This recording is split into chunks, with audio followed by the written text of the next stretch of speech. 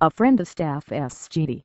Robert Bales testified Wednesday that he thought Bales seemed remorseful after being taken into custody following the massacre at 2 Afghan villages last March. Defense witness first SGD. Vernon Bigham testified by video from Kandahar airfield in Afghanistan as the third day of testimony began at a preliminary hearing for Bales. The hearing, which is also expected to feature video testimony from Afghan villagers and soldiers on Friday and Saturday, will help determine whether Bales faces a court-martial on 16 counts of premeditated murder. Bales is accused of leaving Camp Belombi in Kandahar province last March to slaughter civilians during a pre-dawn attack onto nearby villages. Bigham said he saw Bales at the airfield following the killings and that he seemed to want to confess. But Bales had invoked his right to remain silent, and Bigham told him not to talk to him. Bales had been stationed at the remote outpost at Belombi because he was considered tough enough to handle the assignment, Bigham testified. Other soldiers have testified that Bales made a massacre confession, asked for help bleaching his blood-stained clothing and deliberately destroyed his laptop computer. Bales' statements and actions show he knew what he was doing the night 16 civilians were slaughtered, prosecutors say. The remarks could pose a high hurdle for defense lawyers who have indicated that Bales' mental health will be a big part of their case.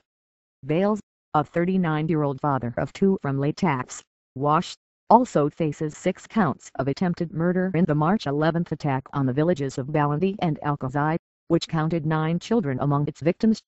One of the worst atrocities of the Iraq and Afghanistan wars, the attack prompted the U.S. to halt combat operations for days in the face of protests, and military investigators couldn't reach the crime scenes for a month.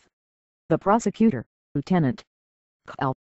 J. Morse, has said Bales spent the evening before the massacre at his remote outpost of Camp Belombi with 2 other soldiers, watching a movie about revenge killings, sharing contraband whiskey from a plastic bottle and discussing an attack that cost one of their comrades his leg.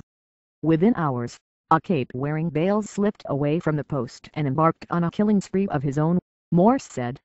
He attacked one village then returned to Belombi, where he woke up a colleague and reported what he'd done, Morse said. The colleague testified that he didn't believe Bales and went back to sleep. Bales headed out again, Morse said, and attacked the second village before returning once again in the pre-dawn darkness, bloody and incredulous that his comrades ordered him to surrender his weapons. The medic, SGD First Class James Stillwell, said Tuesday he saw Bales covered in blood and knew from the pattern of the staining it wasn't his own.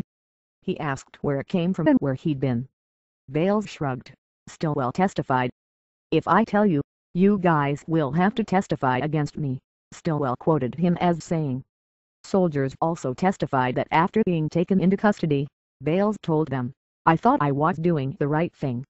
And Stillwell said Bales told him that the soldiers at Camp Belombi would appreciate his actions once the fighting season ramped up. "You guys are going to thank me come June." Bales was largely calm and compliant when he turned himself in following the massacre, several soldiers testified Tuesday. But he also deliberately mangled his laptop, said to soldiers assigned to guard him as he gathered his things.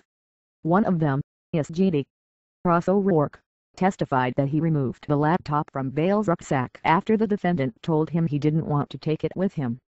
O'Rourke said Bales then grabbed the computer and folded the screen back, breaking it.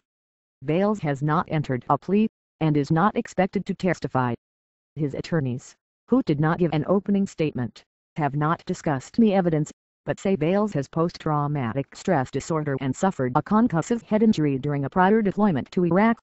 Bales has not participated in a medical evaluation known as a sanity board, because his lawyers have objected to having him meet with Army doctors outside their presence.